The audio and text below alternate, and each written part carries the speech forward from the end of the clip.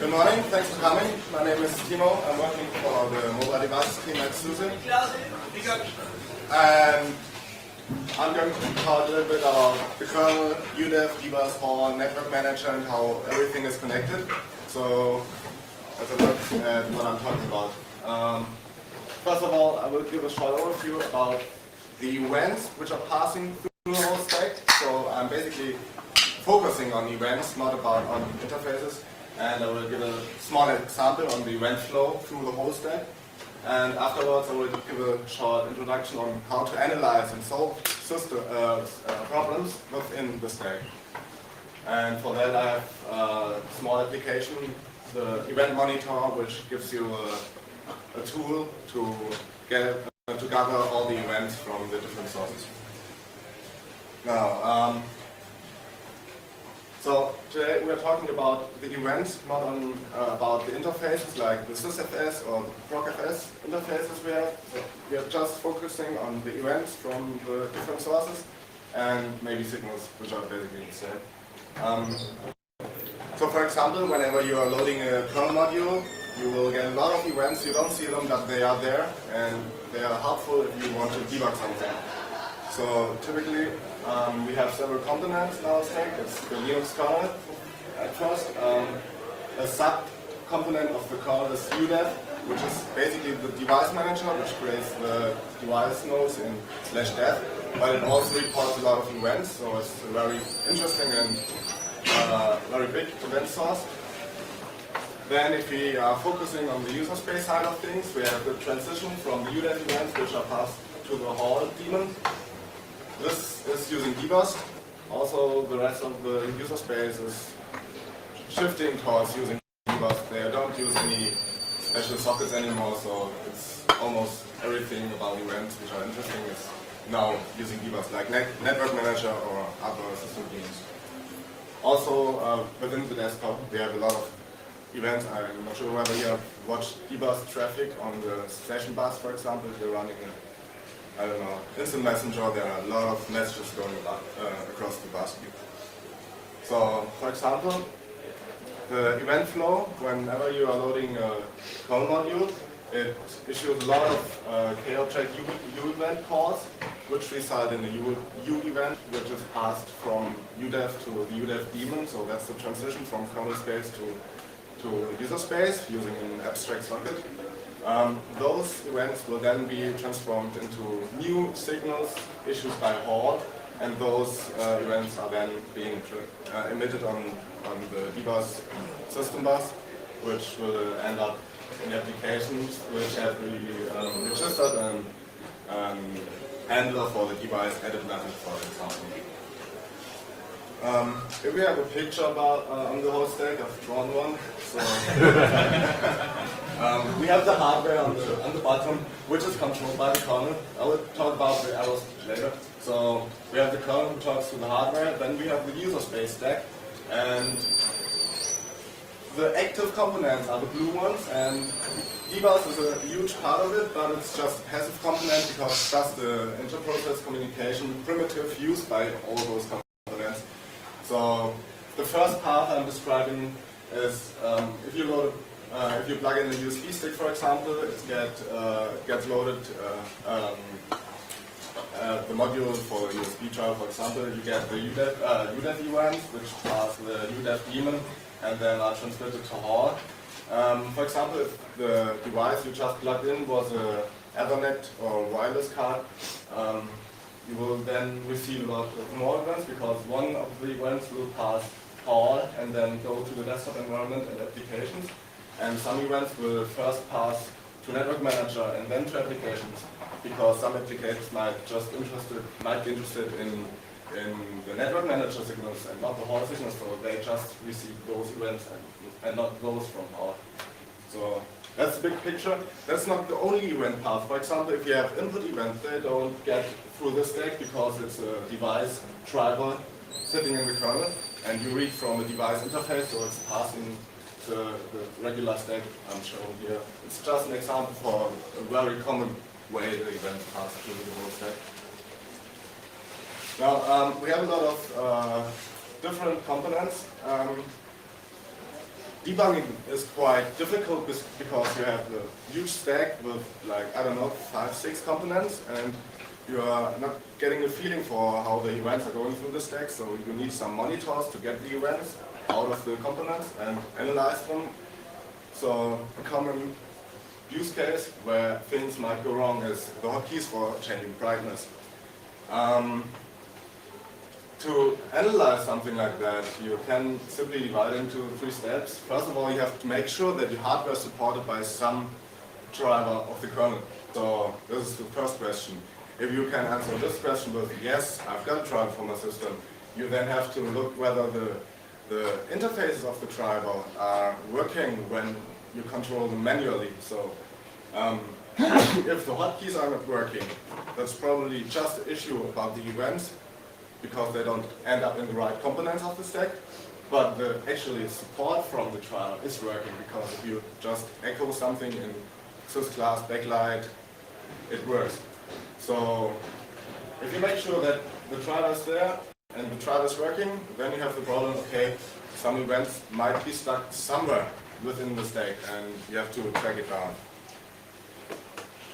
So for my computer, I've got the Sony laptop, which is supported by the Sony laptop driver. I'm pretty sure that it is supported. So I check whether the interfaces are working, and those are working as well.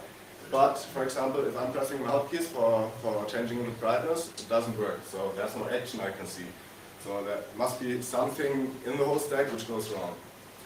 And yeah, so to solve the issue, I have to identify the event sources, first of all, which are connected to the problem.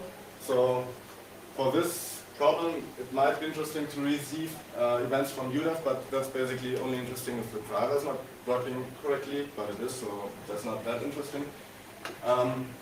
It's interesting to watch the messages which are going across the system bus, because it's being used by Hall, for example. And it's also interesting for the hotkeys, at least, to check whether the events are going through the input layer. So that's the things I will have to debug to get it working.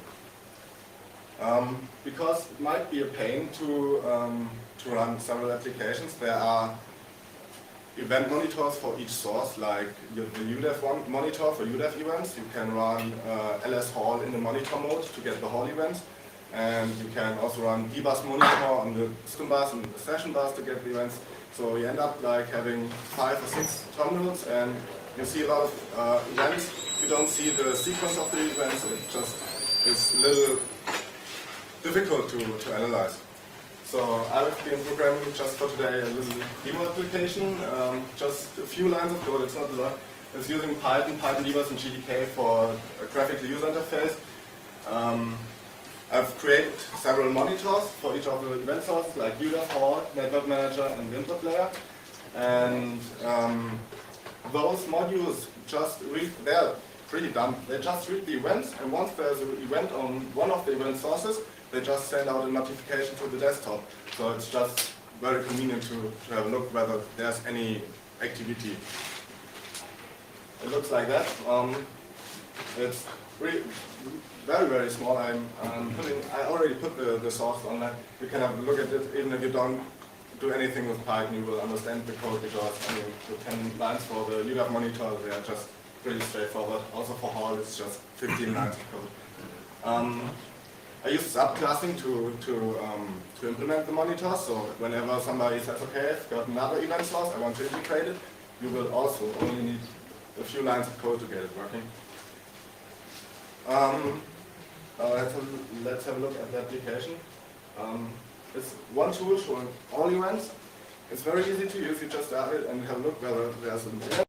And it's not intended to be a drop-in replacement for the other utilities which are used for monitoring the event sources. That doesn't make sense.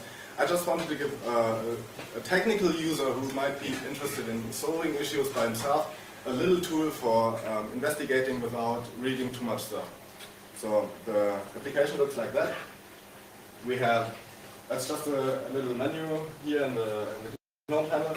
You have the 4 modules I previously told you about. So whenever the UDEF listener receives an event, it sends out the UDEF event with the penguin as an icon. The Hall events can be identified by the field as a org icon, and the input layer gives just a keyword as a notification. Yeah, so I can show you the results in live. So I've prepared a little demo. My problem is now that actually the display is off and I can't switch it on, so I have to prove you that the brightness is not working by pressing the keys. You can just have a look at sys slash backlight Sony cut brightness. So it's at 7 now, and if we echo like 3 into brightness, so that's working if I don't use the beamer. But if I press the brightness keys, there's nothing happening. So I'm pressing now brightness up 2 times, and we have a look at brightness. It's still at level 3. Nothing happened. Nothing changed. So let's investigate.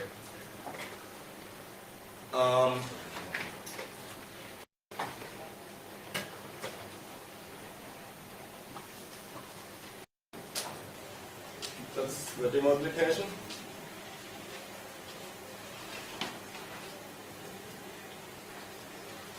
Look, we have monitors. We can enable and disable them manually. So we don't need the network manager module for now. So let's see.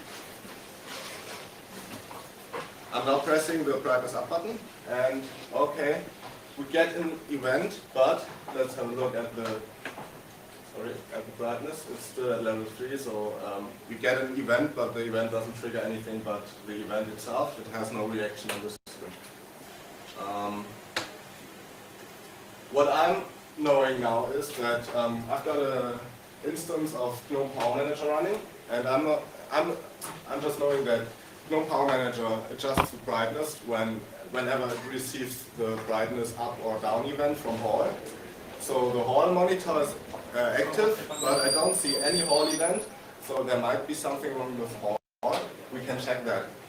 For example, running LS4 gives you a lot of system information, and if an input device has some strange input events, like the one from the Sony laptop driver, you need a key map to define the matches for the key codes. And I think that we have no key map loaded. We don't.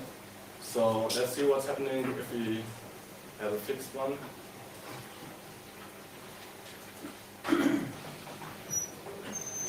Looks like something like that.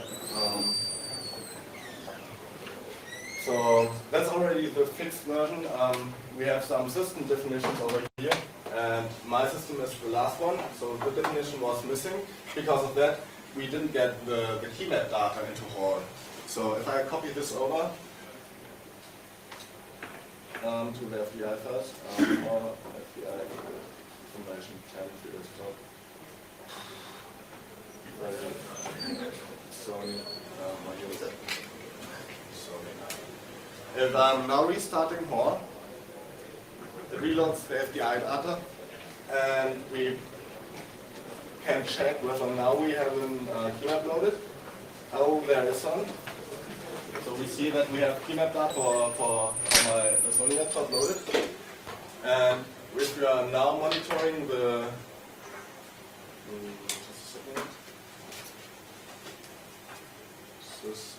sorry.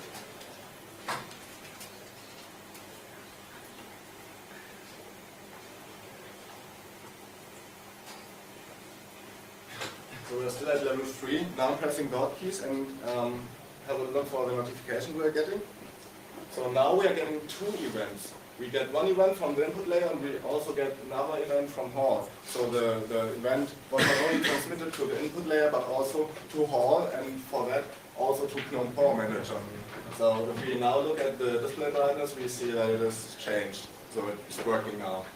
So that's pretty nice to debug. But you pressed twice. Pardon me? You pressed twice. Did I? It's working now. How come the messages come up out of order? Pardon me? How come the messages come up out of order? You get the whole event and then the key press. No, I don't think so. It's this is the first one, this is the second one. It's stacking the elements. I can assure you that it's not the other way around.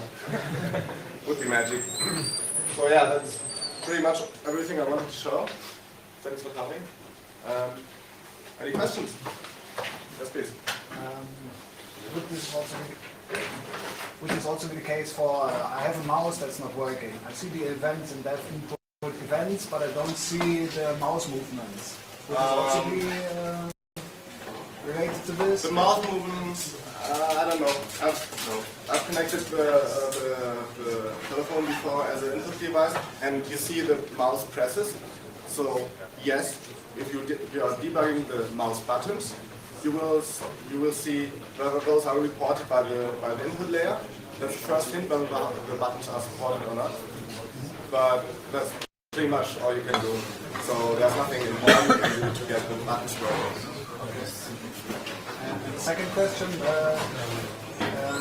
if you have a network card and it has some MAC address and this changes, how do you trigger that the network card gets remapped?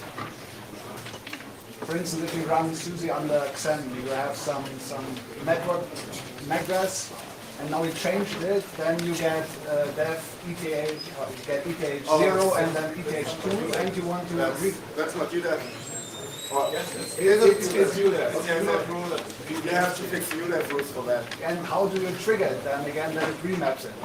You probably just echo 1 to the UDEF into the device path in the sysfs to re-emit the UDEF events. Yes, please. Two questions. The first, will your monitoring tool be able to print to a log file? Say you want to debug the very early boot sequence. No, I don't think so. What I was thinking about is having a system monitor with a regular user interface so that you can easily log the events with the sequence. But starting it early to monitor the events, it would be possible, it would be hard, yes. I think about it. If it would hard. To debug the boot system, it would be a lot easier if you put in a file. Yes, definitely, yes.